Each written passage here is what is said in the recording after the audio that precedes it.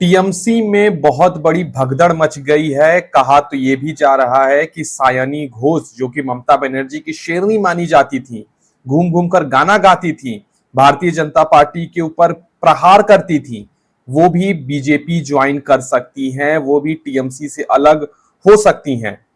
क्या ये बात सच है? आइए इसको जानते हैं। कहा तो यह भी जा रहा है कि सोनिया गांधी ने ममता बनर्जी को यह ऑफर दिया है कि आप अपनी पार्टी का विलय कांग्रेस पार्टी में कर दीजिए और हम आपको राष्ट्रीय उपाध्यक्ष बना देंगे, आपके भतीजे अभिषेक बनर्जी को महासचिव बना देंगे। तो क्या ममता बनर्जी ऐसा मानेंगी? क्या वो सोनिया गांधी के ऑफर को अपनाएंगी? कहा यह जा रहा है कि एक हफ्ते का समय ममता बनर्जी ने सोनिया गांधी से लिया है कि मैं एक हफ्ता हमें दीजिए, हम सोच समझकर बताते हैं। वही दूसरी ओर अगर हम बंगाल की बात करें तो टीएमसी में बहुत बड़ा भगदड़ मच गया है।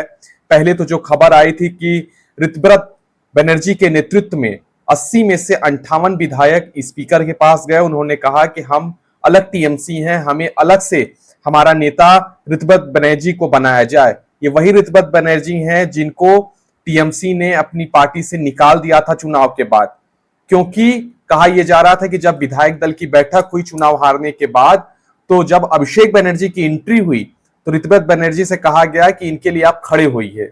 ऋतव्रत बनर्जी समेत कई नेताओं ने कहा कि हम चुनाव हार चुके हैं और हम इतना सम्मान अभिषेक बनर्जी को क्यों दें, ये कोई ममता बनर्जी थोड़ी ना है। तो टीएमसी में एक तरफ जहां विधायकों की एक बड़ी संख्या ममता बनर्जी से अलग हो गई और अलग होने की वजह उन्होंने बताया है अभिषेक बनर्जी को कि हमें अभिषेक बनर्जी का नेतृत्व पसंद नहीं है। अभिषेक बनर्जी पूरा टीएमसी चलाने की कोशिश करते हैं, जबकि निचले लेवल पर मेहनत हम करते हैं।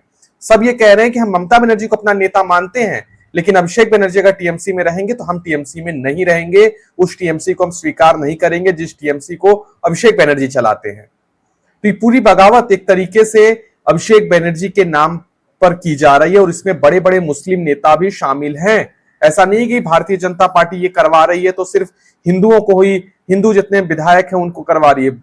टीएमसी को तोड़वा रही है और टीएमसी को ही दो फाड़ करवा रही है कि दोनों लोग अलग हो जाओ। वहीं अगर दिल्ली में लोकसभा की बात करें, जहां टीएमसी की 28 कुल सांसद हैं, काकोली घोष के नेतृत्व में टीएमसी ये दावा कर रही है, काकोली घोष ये दावा कर रही है कि उनके पास 20 लोकसभा सांसदों का समर्थन है और वो अपनी सीटें अलग करवाना चाहते हैं कि हम टीएमसी पार्टी के साथ नहीं बैठेंगे, हम 20 लोगों को अलग करिए और हम 20 लोग एनडीए को सपोर्ट करेंगे। उसमें यूसुफ पठान जैसे लोग भी शामिल हैं, शत्रुघ्न सिन्हा जैसे लोग भी शामिल हैं।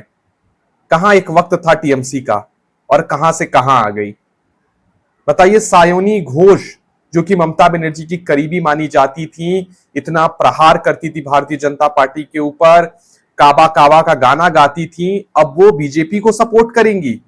और बड़ी बात नहीं है कि कल वो भारतीय जनता पार्टी ज्वाइन भी कर ले। लोकसभा में भारतीय जनता पार्टी के पास अपने बूते बहुमत नहीं है, तो वो चाहती है कि साम दाम दंड भेद लगाकर किसी तरीके से भी हम 272 का मैजिक फिगर बीजेपी एक बार फिर से पाले। और 20 सांसद अगर बीजेपी में आते हैं तो बीजेपी की संख्या 240 से बढ़ के 260 हो जाएगी, एक झटके में हो जाएगी। और भारतीय जनता पार्टी ऐसा क्यों नहीं भला करना चाहे। वहीं अगर हम राज्यसभा की बात करें तो 3 सांसदों ने, टीएमसी के 3 सांसदों ने इस्तीफा देकर, उन्होंने इस्तीफा दे दिया है।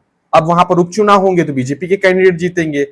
देखना बेहद दिलचस्प होगा, क्या ये तीनों राज्यसभा के कैंडिडेट फिर से रिपीट होती है या फिर भारतीय जनता पार्टी किसी और को उतारती है, क्योंकि इसमें जो वोट होते हैं वो विधायकों द्वारा वोट किया जाता है और अगर 3 उम्मीदवार उतरते हैं तो तीनों भारतीय जनता पार्टी आसानी से जिता सकती है।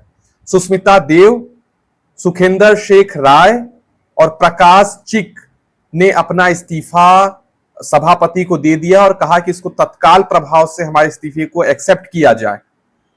और दिल्ली में यह खबर आ रही है कि जब ये घटनाएं बंगाल में चल रही थी, धड़ाधड़ इस्तीफे, धड़ाधड़ पार्टी बदलना, पार्टी तोड़ना, एक दूसरे को फोन पर संपर्क करना, मोबाइल स्विच ऑफ कर देना, बहुत सी चीजें चल रही हैं। उसी बीच सोनिया गांधी से 10 जनपद, जो सोनिया गांधी का आधिकारिक आवास है, वहां पर जब ममता बनर्जी उनसे मिलने पहुंची, उन्होंने अपनी बातें समझाई, बताई, तो सोनिया गांधी ने ममता बनर्जी को यह ऑफर दिया, ऐसी बातें कही जा रही हैं कि आप अपनी पार्टी का विलय कांग्रेस पार्टी में कर दीजिए, क्योंकि ममता बनर्जी एक समय में कांग्रेस से ही निकलकर उन्होंने टीएमसी बनाई थी।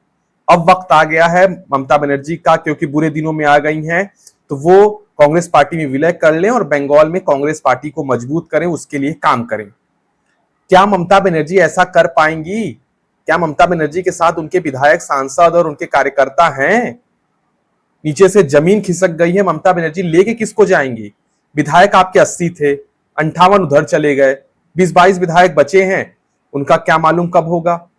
वो भी क्या कांग्रेस में जाना पसंद करेंगे, नहीं करेंगे? वहीं सांसदों का हालत आप देख लीजिए, लोकसभा हो या राज्यसभा हो, सब जगह मेजोरिटी सांसद तो आपके अलग टीएमसी बनाने की मांग कर रहे हैं, इस्तीफे दे रहे हैं। तो क्या ममता बनर्जी के हाथ से टीएमसी ही चला जाएगा और ममता बनर्जी अकेली पड़ जाएंगी? तो उनको कांग्रेस में आना ही पड़ेगा, क्योंकि वो बीजेपी में तो जा नहीं सकती। विपक्ष की राजनीति उनको करनी है, तो उनको कांग्रेस पार्टी का ही सहारा लेना पड़ेगा। ममता बनर्जी के क्या दिन आ गए।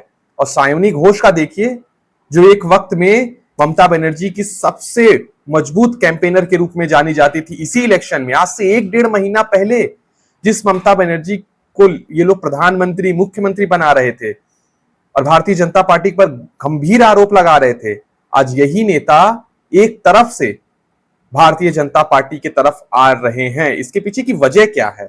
वजह यह है कि बंगाल का जो इतिहास रहा है, बंगाल में 35 सालों तक लेफ्ट पार्टियों ने राज किया था ममता बनर्जी के आने से पहले। जैसे ही ममता बनर्जी सत्ता में आती हैं, आधी से ज्यादा लेफ्ट पार्टी के कार्यकर्ता, नेता, सांसद, विधायक सब टीएमसी में चले जाते हैं।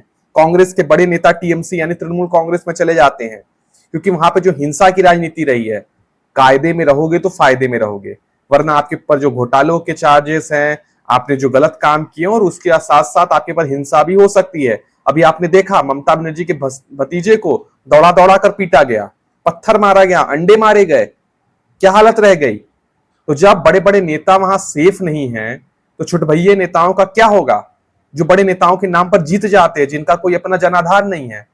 तो अगर उनको अपने आप को सेफ करना है, तो उनको भारतीय जनता पार्टी के शरण में आना ही पड़ेगा।